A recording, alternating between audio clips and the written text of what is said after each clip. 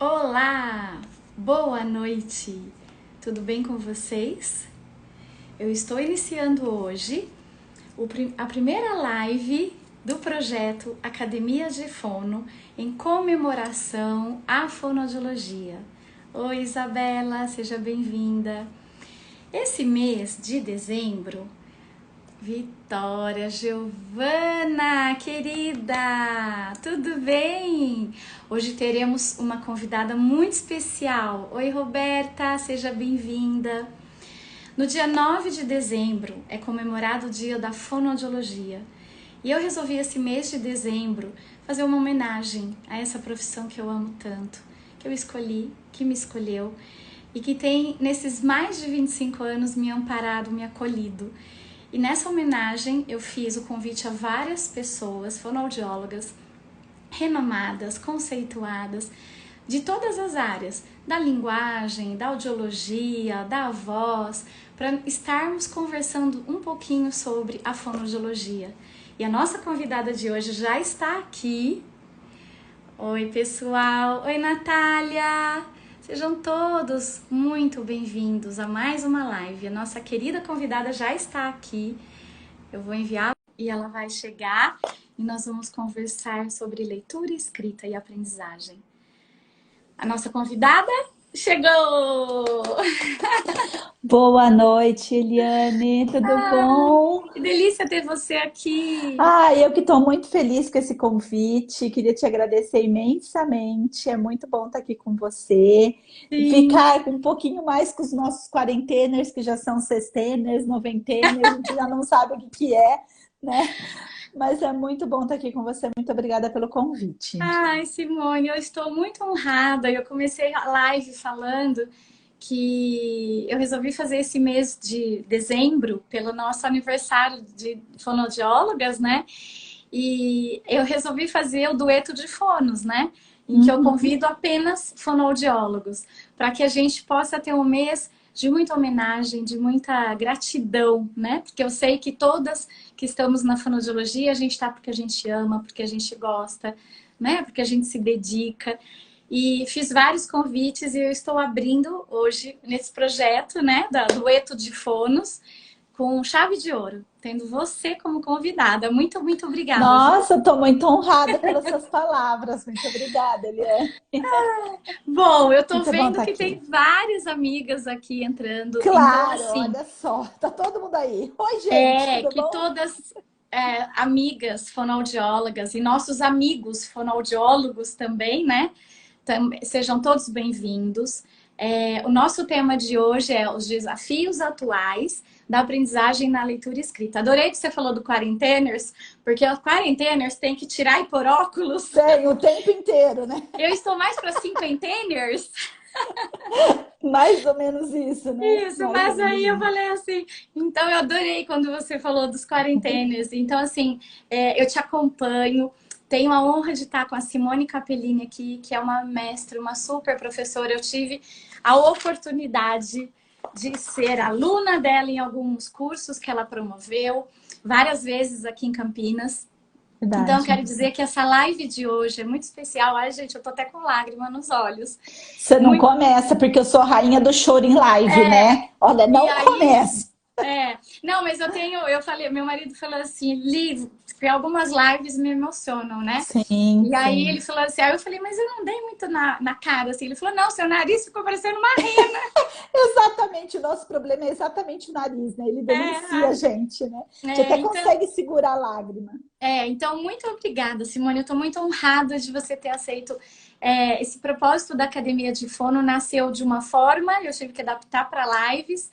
E, na verdade, o meu desejo é que o meu convidado seja a estrela da noite, né? E você é essa estrela hoje. Muito obrigada. Ai, muito Então, eu sei obrigada. que dispensa apresentar a Simone Capellini, mas eu gosto muito de apresentar meus convidados, que é como se fosse uma gratidão minha a vocês. Então, a Simone Capellini, ela é professora, livre docente do Departamento de Fonoaudiologia e programas de pós-graduação em educação e em fonoaudiologia da FFC Unesp Marília, São Paulo.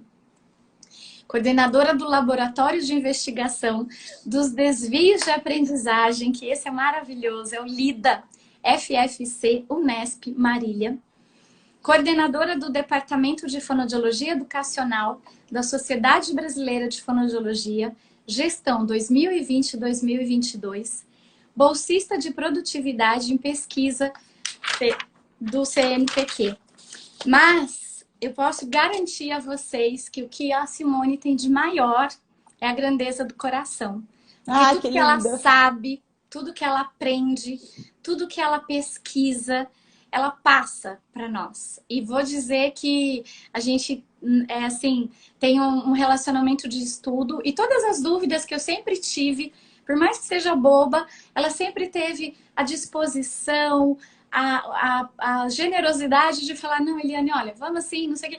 Nos cursos, eu sou muito estudiosa, eu sou muito pesquisadora, eu questiono. Isso é verdade mesmo, gente. A Eliane é ótima. E aí, eu sempre perguntei, nunca tive vergonha de dizer que eu não sei, que eu não sei.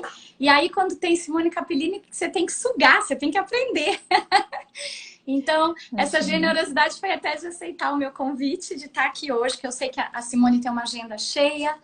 Final de ano, todo mundo tem muita coisa para fazer. Mas vamos hoje aproveitar tudo que ela tem para dizer sobre esses desafios da aprendizagem da leitura e da escrita. Que bom, vamos lá. Como é que é? Eu espero que o desafio dado vai ser um desafio cumprido, né? Vamos lá, gente. Vamos lá, né? Então, eu queria que você começasse, Simone, falar um pouquinho sobre as definições, né? Porque eu fiz vários convites também a pais. Porque tem uma médica aqui em Campinas, que é a doutora Ariane Yang, que me introduziu no mundo da alergia com os meus pacientes alérgicos. Sim. E ela tem uma frase que eu gosto muito, né? Informação é libertação. E eu sempre digo que informação é prevenção. A gente muitas vezes faz alguma coisa que no futuro a gente pode vir a saber que foi errado, mas porque a gente não tinha informação, né? Então eu passei o convite a vários pais, a várias famílias que eu atendo com distúrbios, né, de aprendizagem, leitura e escrita.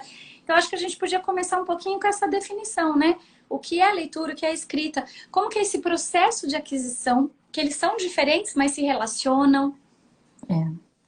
Na verdade, olha só, eu acho que das perguntas da noite, eu acho que essa é uma das mais importantes, mas que traz com ela uma responsabilidade muito grande, porque quando a gente vai apresentar, né, uma definição de leitura, uma definição de escrita, falar do seu desenvolvimento, nós temos que entender o que não é leitura e escrita.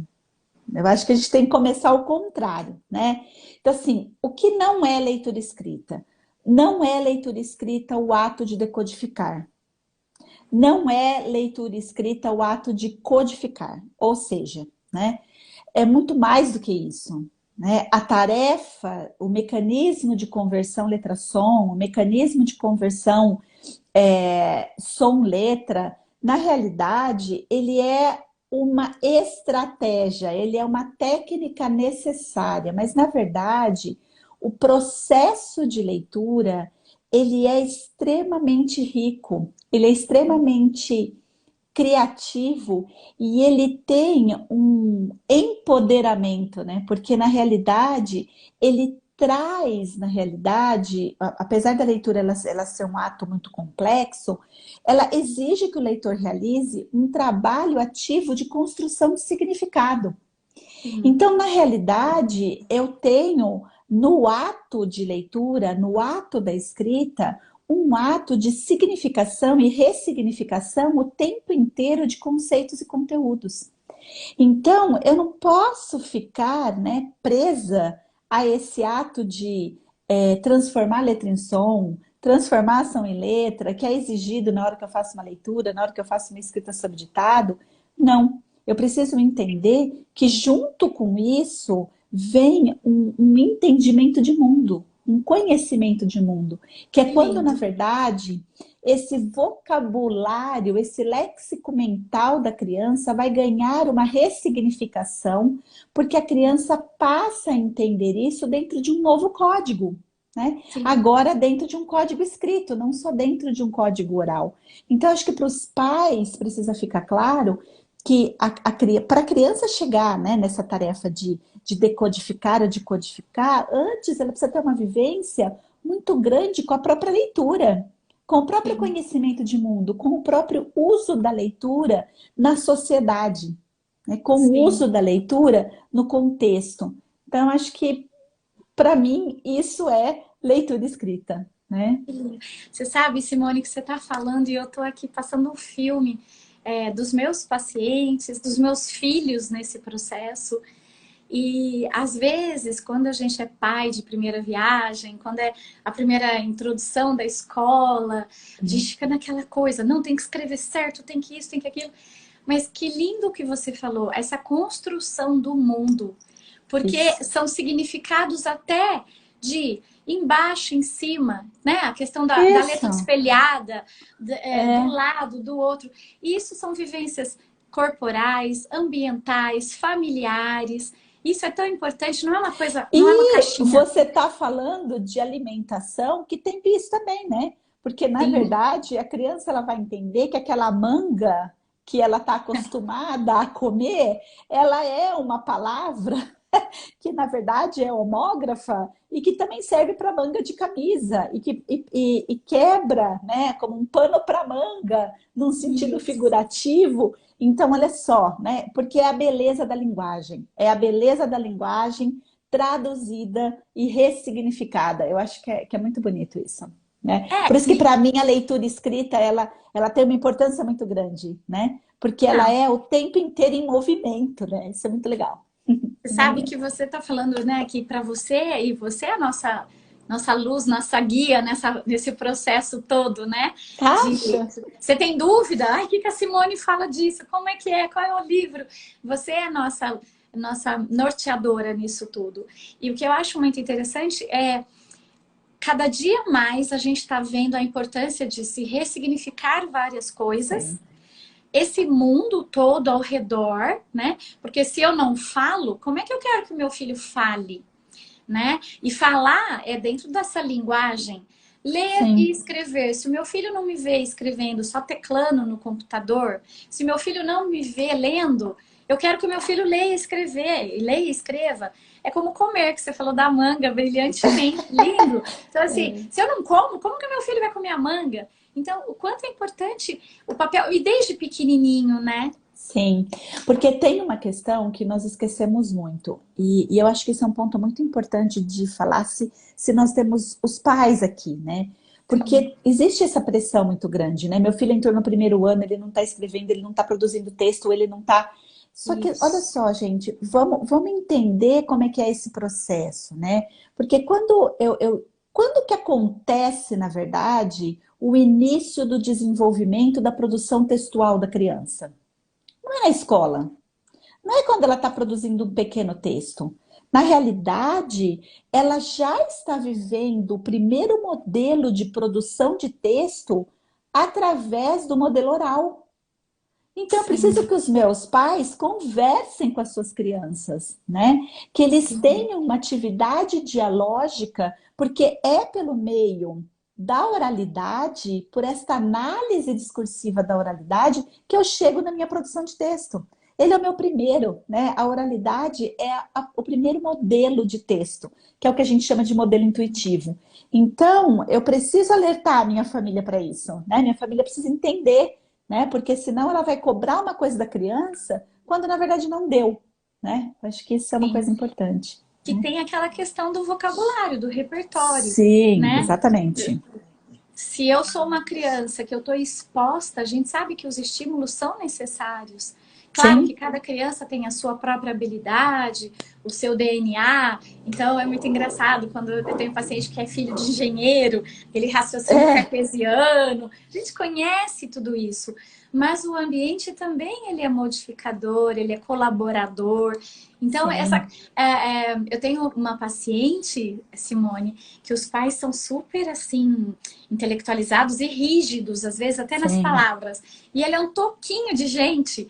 E ela fala assim coisas para mim assim, Tiliane, por favor, aguarde só um minuto que eu tenho um problema para resolver. Gente, ela tem 5 anos. É, mas o léxico mental dela, o repertório dela é diferenciado já, né? Sim, que Ele é é essa questão diferenciado. do vocabulário, que a gente precisa entender Sim, que isso é como se fosse até um pré-requisito, né? sim. Assim como o E ele é, pré-requisito né?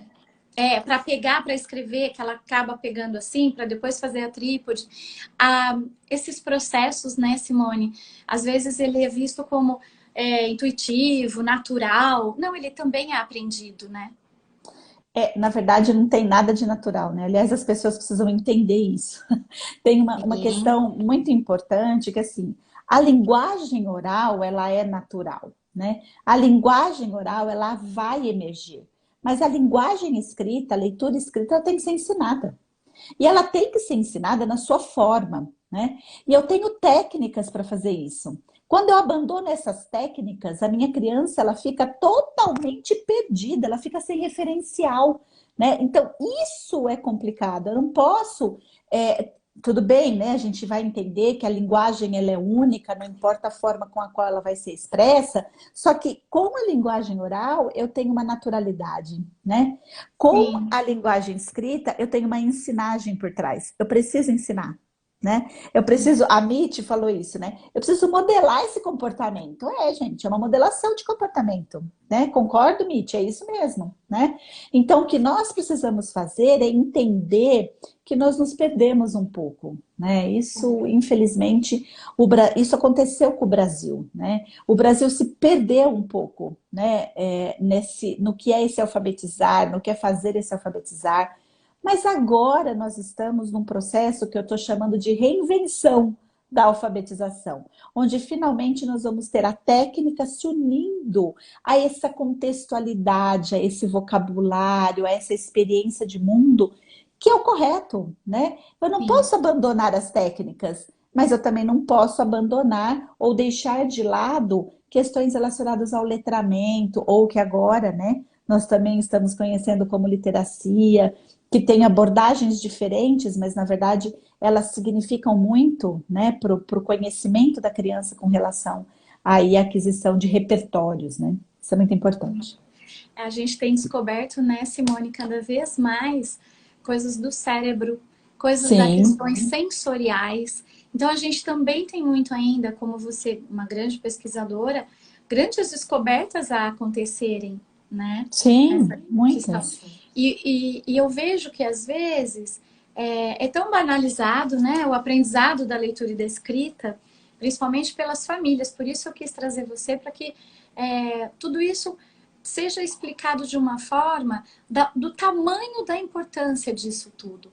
Que às vezes, mesmo que a criança não fale errado, ela pode ter uma dificuldade de. Sim, esse é um mito, né? É um mito que o Brasil passou, né? Na década de 80 isso era muito presente, né?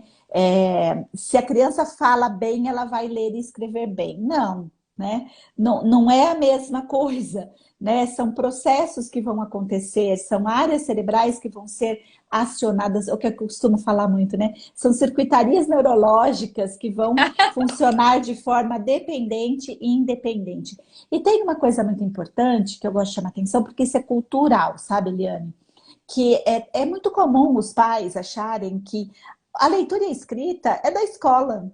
Isso não tem Ah, nada a ver comigo, né? Eu tenho que prover a minha criança em casa, tenho que prover a alimentação dela, tenho que prover o vestuário dela, a qualidade de vida dela, mas olha só, ler e escrever é da escola. Por isso que eu estou garantindo uma boa escola para o meu filho.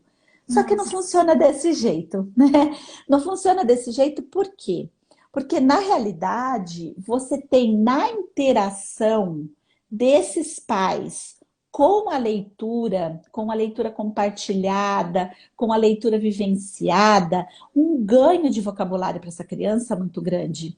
E ao mesmo tempo que o ganho da técnica, né? Que não está só relacionada à escola. A criança vai aprender que ela vai ter que ler da esquerda para a direita, ela vai colocar o dedinho para poder acompanhar onde está a letra, porque é diferente do desenho. Então, ela vai aprender esse contexto que só a leitura vai dar.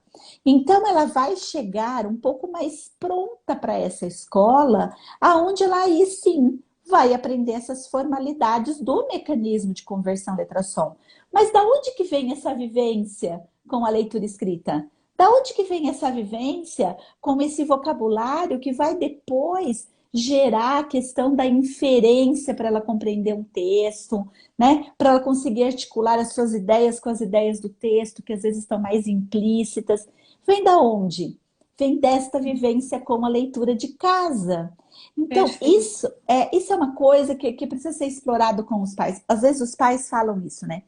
Ai, mas o que que eu posso fazer? E eu sou uma pessoa que ensino vocês a fazer isso, né? Inclusive, né? Falando assim, Simone, o que que a gente pode fazer para casa? Para É, casa nada, né? Nada, porque você não vai. Para as crianças que têm, para outras crianças, talvez isso funcione muito bem, a gente sabe que funciona, né? A gente já tem vários estudos, mas para as crianças com dislexia, para as crianças com TDAH, para crianças com dificuldade de aprendizagem, os pais não precisam ser coterapeutas, sim, né? Eles precisam ser pais, sim. leitores, pais leitores com os seus filhos. É isso que eles precisam ser. Então, quando alguém me pergunta assim, ai, Simone, mas os programas de intervenção, eles não vêm com o para casa? Não, gente, porque para casa é a leitura, É, né? Para a Mi, casa é a leitura, né? a Miti colocou aqui, vejo como Compensações. compensações as crianças de dificuldade de leitura e escrita compensam no Compensam. desenvolvimento da linguagem oral. Perfeito, é isso. Porque elas têm que ser boas, elas têm que, na verdade, mostrar o que elas são boas, né? E elas são boas na oralidade. O problema delas é exatamente os processos, esses mecanismos de, além dos mecanismos de conversão letra-som, o uso do vocabulário, né? Porque Sim, essas crianças, elas apresentam um vocabulário receptivo mais inferior do que as crianças com desenvolvimento típico, né? sim. Por isso que eu quis enfatizar bem, você falou, eu reforcei e pedi para falar de novo, dessa importância da aquisição do vocabulário, Sim. né? Isso é fundamental. E aí você falou uma coisa que eu ia te perguntar agora, né? Quais são os desafios que impactam, né, nessa aquisição? Por exemplo, você citou o TDAH, a dislexia. Então, queria que você falasse um pouquinho disso. Eu acho que tem três questões para se considerar, né? Eu acho que a primeira questão é essa que você citou, quando você tem uma criança que tem uma circuitaria neurológica disfuncionante, né? Se você tem uma circuitaria neurológica disfuncionante, como por exemplo a criança com dislexia, ela vai ter uma alteração no córtex temporoparieto occipital. Então, tudo que exigir dela uma sequência para ela fazer o que a gente chama de fusão temporal rápida em sucessão, né? Que é exatamente esse reconhecimento rápido das partes que compõem a palavra, seja ela lida, seja ela escrita, vai estar em falha, né? Vai estar em comprometimento. Mas também eu tenho uma coisa muito interessante, que é o fato dessas crianças terem um rebaixamento de vocabulário pelo córtex temporal delas estarem comprometidos, estarem hipofuncionantes. Então, eu posso ter a substituição surdas-sonoras, posso ter o vocabulário reduzido, e isso vai impactar a leitura e escrita certamente. Já Sim. as crianças com TDAH, o que acontece é que, na realidade, ela tem uma disfunção, né, num córtex que, na verdade, ele é o gerenciador do controle inibitório e da memória operacional fonológica. Então, isso, no momento de leitura, vai gerar um impacto muito grande, por quê? Porque se eu tenho uma carga cognitiva muito grande para decodificação, ou seja, leitura da palavra, ou codificação escrita da palavra, não vai me sobrar recurso para a memória operacional fonológica relacionar essa palavra dentro de uma frase, dentro de um texto, por exemplo. Entendeu? Nossa, isso. Então, você vai ter esse impacto e eu preciso saber muito bem desse funcionamento neurológico para entender as dificuldades da criança. Então, acho que essa é a primeira questão. Sim. A segunda questão é a questão da criança em situação de vulnerabilidade social. Então, é a criança que tem um entorno socioeconômico-cultural muito ruim, muito desproporcional às outras crianças. Então, ela vai chegar com uma defasagem, não só em vocabulário, mas em todas as habilidades preditoras para alfabetização. Então, essa Sim. criança vai ter uma dificuldade de leitura e escrita, mas ela não pode ser confundida com uma criança que tem uma dislexia ou um TDAH. Porque, na realidade, o que falta para ela são elementos cognitivo-linguísticos desenvolvidos e bem estruturados, bem consolidados, para a formação e acionamento do seu léxico, seu vocabulário mental, que vai dificultar muito a hora que ela tiver que utilizar isso na hora de ler e escrever, né? Por outro lado, que é a terceira situação que eu falei, É o nosso problema de ensinagem, né, gente? Na verdade, a gente tem um problema no Brasil porque nós não somos signatários de uma única abordagem ou de uma única metodologia de alfabetização. Então, o que faz é que eu tenho uma diversidade de situações de ensino que muitas vezes não ensinam a base do meu sistema de escrita, que é exatamente a relação letra-som, É. né? Então, A Mitty fez uma pergunta, aquelas deixa eu só crianças. falar uma coisa, olha só, Ah, Leda, beijo, dirige com é, cuidado. É, beijo, mas fica dirige. tranquila aí. Isso mesmo, pelo amor de Deus, não vamos É, causar nenhum acidente. Tá não, vendo? tá na A rua, presta Simone, atenção. ela é tão maravilhosa que assim, e é bem isso que a Paulinha colocou aí agora. Às vezes, agora não, porque a gente está vivendo a pandemia, É, mas normalmente eu saía do consultório um pouco mais tarde, 7h15, era a hora que as lives estão começando. Eu colocava isso. o celular assim do lado, né? Ligava o 4G. Aí meu marido um dia falou: Você vai ver se um dia você bater esse carro, capotar, olha o perigo. O que que vai acontecer, né?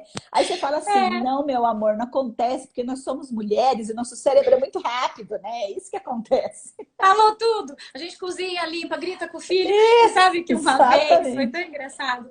Então, pegando o gancho com o que você falou sobre a questão da leitura, que né, a importância da família, da participação. Uma vez na igreja, o padre falou assim: porque, gente, vocês têm que entender que as crianças não param, né?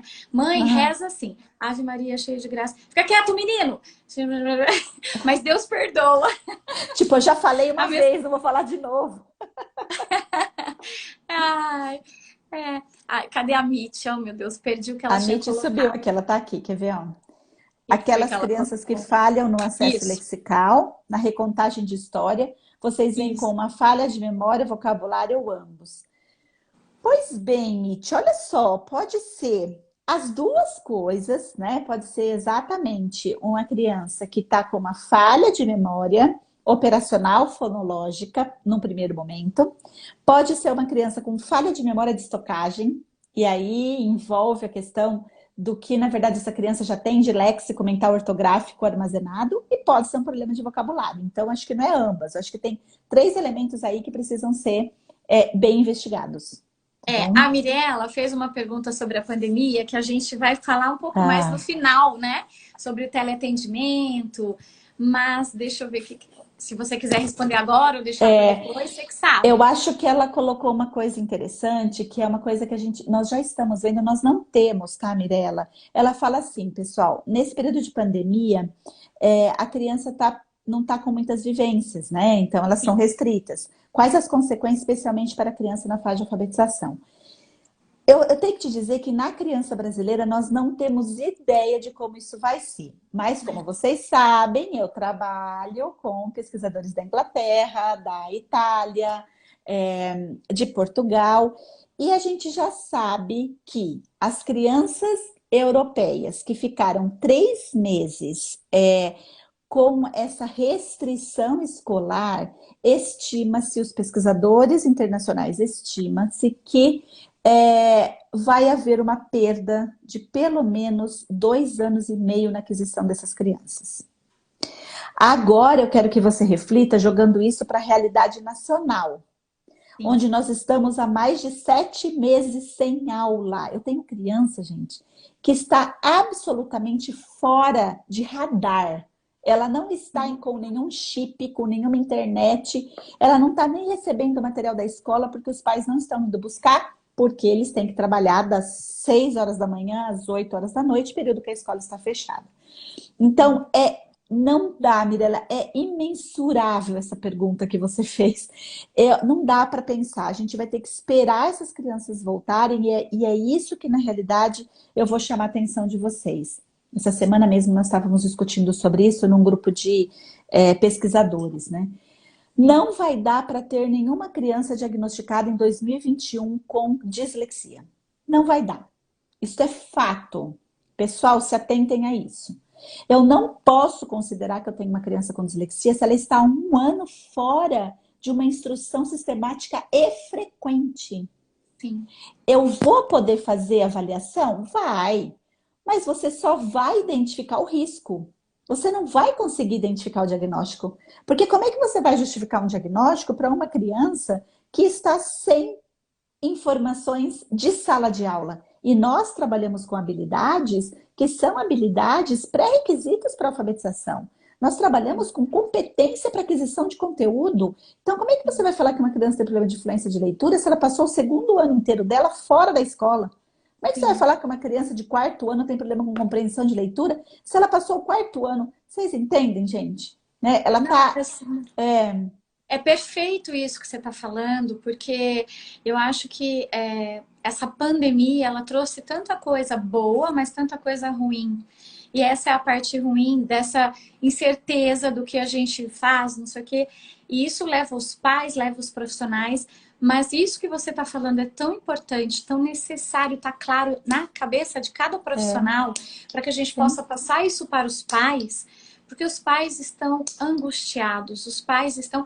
E você diz, olha, eu vou dizer uma experiência própria, Simone, que não tem pandemia, que foram processos diferentes. A minha filha, com 8 anos, ela teve que fazer uma cirurgia de coluna, uma artrodese, ela fixou a coluna. Nós ficamos 50 dias no hospital, na UTI e tal. Ela se recuperou bem, teve que fazer uso do colete, ficou bem acamada. Ela perdeu 8 meses da escola. E ela foi retida na época. A Isabela já está com 24 anos. Sim, é. E aí, a professora, as pessoas falavam, é um absurdo. Eu falo, gente, a menina não frequentou escola. Como é que Isso. fica uma criança em linguagem, conceitos, em É. aquisições? É um Mas prejuízo grande. você sabe, Liane, que eu vou te falar uma coisa. Não sei se sou eu que tenho uma tendência a ter uma visão muito otimista das coisas, mas eu vou contar para você que eu não acho que isso de todo foi ruim. Sabe por quê? Sim, Sabe por quê? Porque finalmente os profissionais que trabalham com as crianças com problemas de aprendizagem vão dar dignidade e voz a essas crianças. Vou verdade. te falar por quê. Porque olha só, agora eu vou ter que entender que eu tenho três modelos de intervenção. Eu tenho o modelo de intervenção preventivo, eu tenho o modelo de intervenção diagnóstico e eu tenho o modelo de intervenção remediativo. E que neste momento, onde eu tenho uma criança que ela está de 6 anos a 8 anos, 11 meses, 29 dias, eu não posso pensar em diagnóstico, porque eu só posso pensar em levantar se ela é de risco ou não e fazer uma intervenção precoce para ver se realmente, para dar essa oportunidade para a criança aprender sistematicamente, né? Já que a minha escola não tem uma metodologia de ensino que faça isso, né? Sim. Por outro lado, agora a minha criança que chega com 9 anos, eu vou ter que pensar exatamente em cima do que o DCM-5 me fala. Então, olha só, eu tenho uma criança com sinais de risco para dislexia, eu vou fazer o quê? Eu vou intervir com ela, mas eu não vou intervir 6 meses, eu vou intervir 12 meses, né? Porque 6 meses seria numa situação presencial, né? Como nós Sim, estamos numa situação, né, que não adorei é isso. presencial, tem que ser um Aham, ano. sim. Aí eu vou dar chance para a criança aprender. Olha que coisa linda. É, Eu vou tirar esse olhar que a criança tem que ter um diagnóstico. Não, ela vai ter um diagnóstico se ela tiver esse diagnóstico. Mas se ela não sim. tiver o diagnóstico, eu vou aprender a olhar a beleza da aprendizagem, Ai, né? Simone, que lindo isso que você está falando, meu Deus do céu! E olha, que é tão rico isso que você está falando, É, porque no consultório eu tenho muito essa coisa do ouvir, né? sim, Com a família, as queixas da família, falam isso muito para os pediatras, porque a criança chega primeiro no pediatra, para sim, depois estar chegando na gente. Então, isso que você está falando, eu estou aqui. Você está falando, eu estou pensando em mim, nos meus pacientes, e me autoavaliando como profissional, como terapeuta. Quanto é sim. importante. A Mitty colocou uma coisa aqui que eu não posso deixar de comentar. Duas pessoas. A Andrea, da Sanidade Mental, colocou muito importante essa observação. É, aí onde está o negócio da MIT, que eu achei o máximo ela colocar. Por isso o RTI tem que ser inserido para ontem nas escolas. Amiga, para anteontem, né? Nem É, para ontem. Mas eu acho que, na verdade, Nietzsche, eu acho que o que a gente precisa mesmo é entender o ensino no sistema de camadas. Quando nós fizermos isso, né, o modelo de RTI vai entrar facilmente. né? Sim, A hora que eu entender que os 2 primeiros anos de alfabetização da minha criança, eles são anos de investimento educacional, eu vou entender que essas camadas elas vão vir naturalmente, né? O duro é nós entendermos isso, porque daí eu concordo com o que a Débora falou, a que algumas Débora, escolas isso, acabei de não ler. Não aceitam o aceitam. diagnóstico. Mas você sabe por quê, Débora? Porque, na verdade, eles não aceitam nem a questão da avaliação, né? E que esse é Sim, um outro ganho que a pandemia deu, né? Que foi o ganho da gente agora repensar qual é o modelo de avaliação que a escola vai utilizar, porque a gente já está vendo que esse modelo classificatório, somatório, somativo, não funciona, né? sim. Que nós vamos estar tendo que estar apoiados no modelo de avaliação diagnóstica, que nós vamos ter que estar apoiados no modelo de avaliação formativo, que é aquele que faz o follow-up, o monitoramento. E olha que lindo, Eliane. Pessoal, olha que lindo. Pela primeira vez o Brasil vai discutir uma técnica, uma prática que é utilizada no mundo inteiro desde 1920, que o Brasil não usa, que é o sistema de monitoramento a partir da avaliação diagnóstica. Finalmente o Brasil vai entrar num discurso internacional de avaliação de conhecimento ou da relação ensino-aprendizagem. Isso é maravilhoso, né, Ai, Simone? maravilhoso. Para mim é maravilhoso, gente. Olha, vocês não sabem como que, na verdade, estou feliz com tudo isso. Porque É, daí a fonoeducacional vai ter o seu espaço, a psicopedagogia educacional vai ter seu espaço, todo mundo vai ter seu espaço em prol da criança. Que isso é mais bonito, né? não, isso é lindo, porque você está falando e eu pensei nisso. Eu falei, cada um vai ter o seu papel. E aí Isso, sim, aquilo que foi falado antes da Débora, das escolas, as escolas também vão participar, vão compreender. E aí sim, sim, essa aceitação é aquilo, através da informação, do conhecimento, essa aceitação, ela acaba tendo que acontecer. E essa sim. integração, porque ninguém faz nada sozinho. Ninguém Não, consegue fazer um diagnóstico, ninguém consegue fazer todo esse trabalho tão importante, tão necessário, sozinho. Como ela falou, as escolas não aceitam. Mas é isso. Vai uma pessoa lá, uma educadora, né, uma fono, uma psico, mostra um método, vai outra. isso, Isso acontece na reabilitação, por exemplo. Eu vou falar, eu que atendi 16 anos casos neurológicos. Ah, você tem o Bobat, você tem a regressão neurológica, é você tem Castilho Morales, temático, você tem isso. isso. E aí, quem escuta, que é a escola, fala assim: e aí? Qual que é melhor? Não, e Qual que é o. pior, né? O que que você veio fazer aqui? Você veio me É! falar, porque a escola, quando a gente fala da questão diagnóstica, é assim, ó, porque vamos nos colocar no papel da escola, né? Então, imagina eu, uma professora, recebendo a Eliane para falar de uma criança que tem um quadro de dislexia. Olha só, eu vou olhar para ela e falar assim, tá, e daí? Porque É, igual ao Vitor, que é o seu paciente, eu tenho mais 5. Só que o sim, Vitor chegou em você. E o que que eu faço com os mais 5 que os pais não, ou porque não conseguiram vaga, ou porque não conseguiram ainda o agendamento? O que que eu faço com eles? Então, acho que a sim, questão do diagnóstico é exatamente isso, né? sim. Oi, Danilo. Danilo tá aqui. O Danilo é um excelente pedagogo, gente. Fantástico. Esse moço é fantástico. E eu acho que E, realmente a gente precisa discutir os momentos formativos, né, Danilo? e Exatamente como a isso. gente precisa, que é o que eu falei antes, né? Como a gente precisa dessa rede de trabalho. Quer dizer, bom saber que o Isso, Danilo é um bom profissional, porque daí você já também tem mais alguém para falar.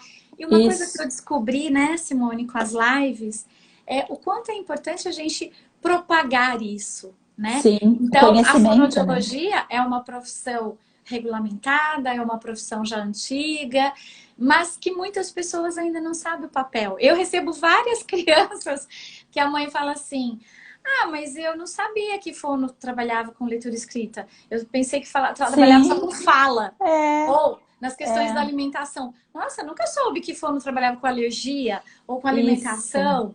Porque realmente é tão vasto, mas a gente precisa dizer isso que você falou, qual é o papel de cada profissional. A gente pode sim ter essa rede de apoio, mas cada um tem o seu Sim. grãozinho ali para contribuir. É. E sem contar que ainda nós temos um outro mal entendido. Eu não sei se a palavra é essa, né? Se é mal entendido. Porque eu gosto muito, eu não gosto muito de estrangeirismos, né? Que vocês já ouviram falar disso, que a gente Sim, precisa. Mas é a Simone. tem uma palavra em inglês que eu acho que, na verdade, ela retrata exatamente o que eu vou falar, né? Eu gosto muito do misunderstand. Por quê? Porque o misunderstand não é só um mal entendido, ele é um mal entendido com uma confusão, né? E eu acho que é exatamente isso que acontece. Você ainda no Brasil, a fonoaudiologia tem um problema que é assim: ah, você trabalha com leitura escrita, então você é fonoeducacional. Não, não é. Né? A pessoa que trabalha com os problemas de leitura escrita, ela é uma fonoaudióloga da linguagem que trabalha com as questões de comprometimento da aprendizagem. Mas ela não está lá na escola, ela não está lá com a Sim, equipe pedagógica, ela não está lá discutindo a questão do projeto político-pedagógico daquela escola com relação à alfabetização. São papéis diferentes. Agora, eu não quero dizer, por exemplo, que você não possa ser uma fonoaudióloga clínica da área da linguagem escrita e uma fonoeducacional. Você pode, mas desde que você entenda que você não vai fazer fonoeducacional na clínica, porque isso não dá, né? sim. Fonoeducacional é na escola, É né? perfeito isso que você está falando. E isso eu acho que cabe para a fono educacional e para outras áreas, por exemplo. Sim, Eu que trabalho muito com alimentação. Aliás, que a fono nem tem ainda, normalmente quem faz isso é a nutrição. E quando tem a sim. fono educacional que faz o diagnóstico, ela encaminha para o consultório, porque não dá para a gente também abraçar tudo. Eu digo sempre, eu sou formada no Bobat, quando eu atendia neurológico, as mães falavam assim: você quer que eu pegue a colher? Você quer que eu pegue o copo? Você quer que eu pegue... Eu falava assim: a gente que é fono, seja de qual hora for, a gente é polvo, a gente tem vários É, braços, né? Mas exatamente. eu acho É. que essa competência tem que ficar muito claro, né, Simone? Sim, com certeza. Qual é a Ó, nossa habilidade? exato. Qual é a Qual que é nossa a nossa competência? competência? Isso. Exatamente. O Ai, as que que você meninas da queria Fono falar? Atuante estão aqui. Oi, meninas, tudo bem? Saudade de você. Verdade. Saudade desse povo campineiro, gente. Não sei por quê. Será que é porque será que é porque eu só passei 10 anos da minha vida em Campinas, né? Acho que deve ser, né? Deve ser por É, isso. não, é isso que eu ia falar. Que saudades, né, fonoatuante da Simone. Acho que Nossa, pelo porque amor de ela, Deus. ela dava Não, cursos aqui pra sabe o que gente. que eu preciso falar, gente? Olha que tem uma coisa assim, ó. Campinas, para mim, é uma cidade de afeto, é uma cidade de família, né? E ela se tornou a minha casa de estudo durante 10 anos, né? Então, a hora que eu vou chegando perto de Campinas, assim, eu vou sentindo o cheiro. Vocês têm isso também? Eu sinto o cheiro de Campinas, assim, eu falo, meu Deus, que saudade disso aqui. É muito bom, é muito bom. Até porque, né, Simone, você tem crias aqui, né? Sei, Você como tem sabe, as muitos, suas eu tenho crias. muitas filhinhas por aí, Tem muitas filhinhas. muitas filhinhas. Deixa eu ver aqui. A Lídia colocou assim, ó. Coordenadores, professores não sabem que trabalham com leitura escrita. A Lidiane é uma fono educacional que sofre Lídia, também. Ela é lá de Porto Velho. Então, assim, tadinha. a gente tem várias. E é muito engraçado, porque essa questão de você falar que o problema é lá em Porto Velho, o problema é lá em Manaus. Não, o problema é igual em qualquer parte desse Sim. país, gente. É igualzinho, tá bom?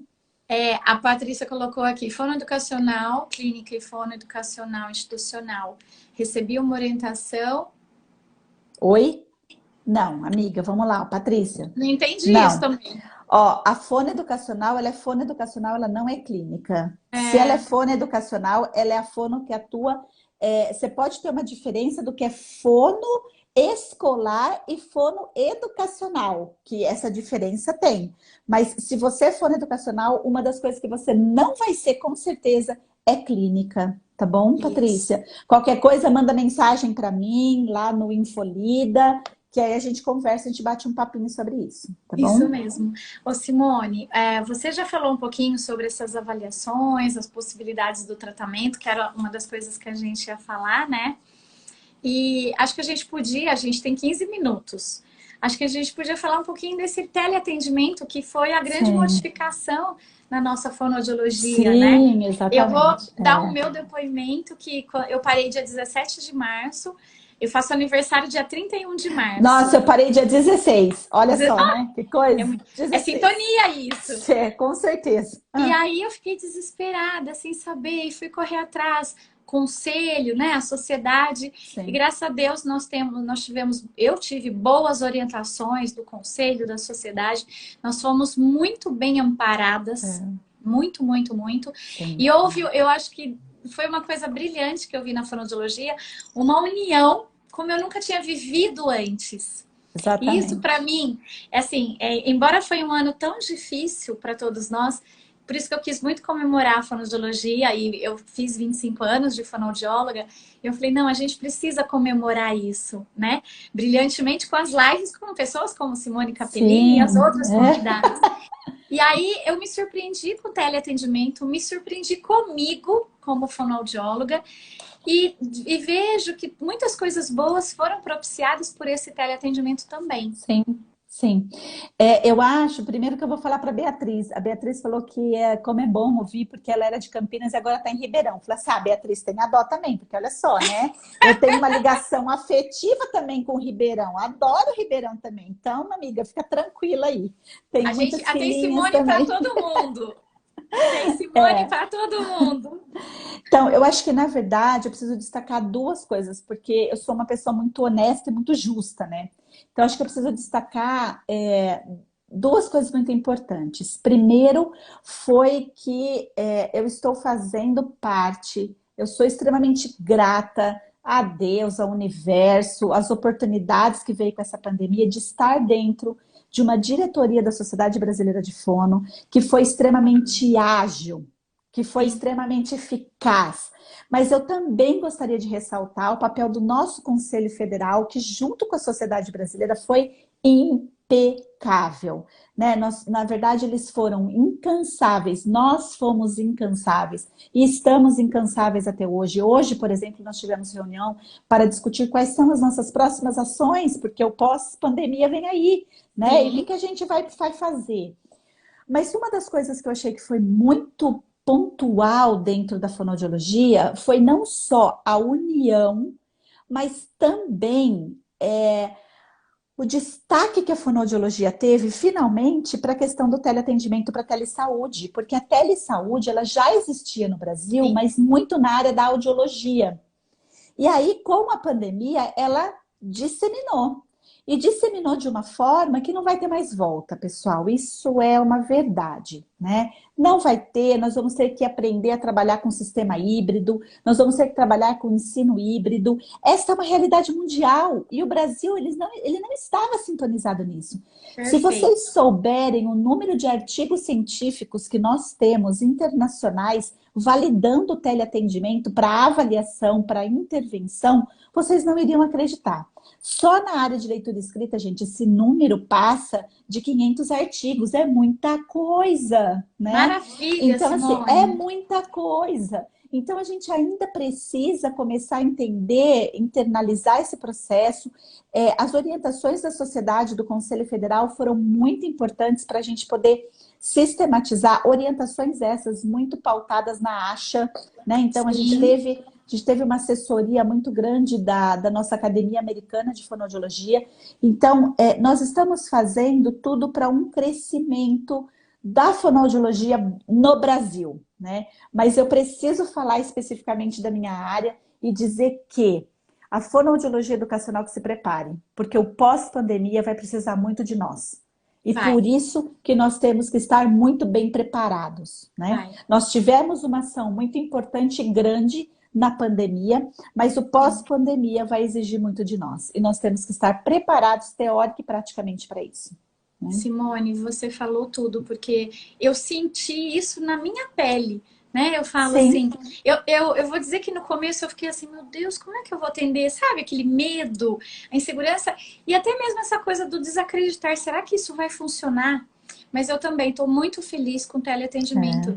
é, Eu não voltei por até questões particulares de saúde, sim. e não tenho muita previsão desse retorno, e fui como você, abençoada. Mas eu fui uma das pessoas que mandei carta, que pedi orientação e pedi solicitação, e por isso que eu até coloquei isso aqui para todo mundo ouvir, que eu fui muito respaldada e É. que trabalho lindo que foi realizado, feito.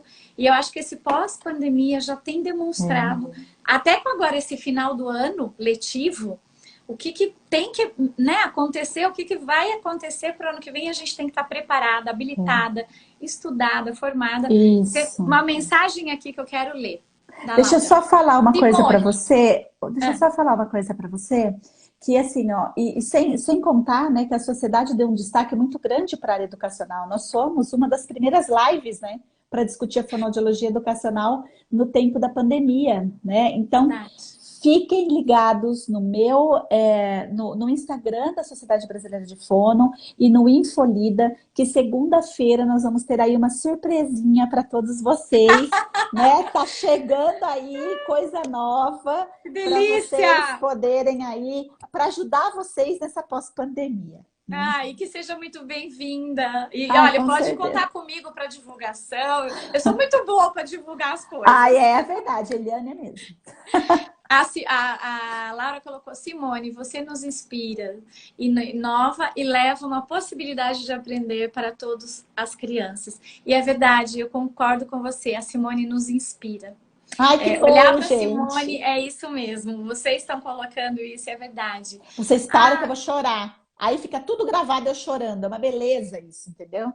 ah, olha, a Gigi é uma paciente que eu atendo, era Ah, isso que eu ia falar, e eu fico muito feliz de você dizer que o teleatendimento vai continuar, porque eu tenho atendido pessoas de longe. A Gigi, ela é de Curitiba.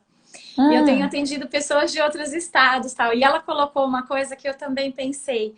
Não temos mais distância entre não, pacientes e terapeutas. Que coisa não, linda. Obrigada, Gigi, por você não. estar aqui. Hoje, por exemplo, você tem. Olha só, gente, eu atendo crianças de Portugal. Eu atendo crianças da Itália. E são crianças brasileiras que estão lá e nós estamos no teleatendimento. Então, isso é Não, então fantástico, isso é né? Isso fantástico, é né? fantástico, né? A Fonotonte colocou, e como? Teremos muita demanda por conta das crises, das dificuldades das crianças. É isso mesmo, meninas. Olha só, fonoatuante, fica a dica. Vocês vão ter que investir em formação na fono educacional, né? Porque é É. isso que, na verdade, a gente vai precisar a partir de agora, né? Uma boa formação, né? Olha, a Leda tá falando, apesar de não ser da leitura e da escrita, amo ouvir a Simone falar. Ai, Olha, Leda, que linda! Um beijo essa, para você. essa é a minha intenção de live, né? De trazer pessoas para comemorar a fonoaudiologia. E vão ter outras convidadas de todas as áreas, porque eu acho que é isso, é a gente poder Sim, brindar. Eu acho que a gente teve um ano difícil, muita coisa ruim, mas eu acho que a gente precisa muito fazer esse brinde. E principalmente na fonoaudiologia, e eu particularmente, Simone, eu vou dizer para você que, pessoalmente, para mim esse ano na fonoaudiologia foi surpreendente. As sim. coisas que eu me descobri enquanto fonoaudióloga. E eu acho que muitas colegas também vão compartilhar esse pensamento, porque eu conversava com muitas colegas, a gente trocava muita coisa e com certeza todo mundo se surpreendeu. E nós tivemos sim o aval de todos os conselhos da sociedade brasileira Sim, e principalmente das mestres, como você. Ai, como é que faz isso? Graças a Deus. E aquilo que eu falei no começo, você falou da união, né? A gente sim, precisa ter essa, porque é assim que a gente se fortalece. Se com fortalece certeza. enquanto classe, enquanto profissional. E a gente mostra para os outros, né? Para o pediatra, para as outras, para a psicóloga, qual a importância da fonoaudiologia, qual é o nosso papel, qual é a nossa habilidade, competência e a nossa força, né? Sim, exatamente. E aí, só para lembrar, ô Leda, eu sei que é você, Paulinha. Só tô falando do seu logo. Você acha que eu não reconheci o seu logo, amiga? Claro que conheci. É. Você lembra que ela mesmo que mostrou? Ai, ela que tá desmemoriada, hein? Presta atenção, Paulinha. Beijo, querida. A Paulinha é uma fofa. Deixa eu só falar uma coisa muito A rapidinho, gente tem 5 minutos. que isso que você falou ela é muito importante, mas eu acho que acima de tudo, eu acho que nós aprendemos a exercer a empatia. Nós, pela primeira vez, a fonoaudiologia se colocou no lugar do outro fonoaudiólogo, né? E aí nasceu esse compartilhar, que na verdade é o verbo que eu mais gosto dentro da língua portuguesa, dentro da língua inglesa, dentro da língua italiana, porque para mim todos eles têm uma sonoridade muito bonita, né? Que é o Compartilhar. compartilhar, compartilhar, o share, é isso, É né? isso É mesmo. condividir, eu acho que é tudo isso, né? Tudo isso É. junto no exercício da empatia. Ó, a fono atuante colocou aqui que tá te esperando, hein? Ah, eu também, amiga, bora lá, bora lá. Bom, Simone, a gente tem 5 minutinhos, mas eu sempre termino um minutinho a menos, faltando 4, porque eu quero sempre deixar a live salva. E Sim, o Instagram, muitas vezes, ele já derruba e você não tem a possibilidade de gravar. E eu preciso muito exatamente. deixar gravada essa live maravilhosa, com tantas orientações, com tantas dicas tão valiosas que você passou para nós fonoaudiólogos e até para os pais. Então, eu queria que você deixasse uma mensagem final para a gente já encerrar. Eu fico sempre pensando, né? Qual que é uma mensagem? Eu acho que nas últimas 2 semanas eu tenho pensado muito nessa mensagem, que eu acho que é o exercício diário que nós estamos fazendo inconscientemente, mas nós estamos fazendo. Fechem os olhos, imaginem uma história, abram os olhos, acreditem e sigam. É porque é isso.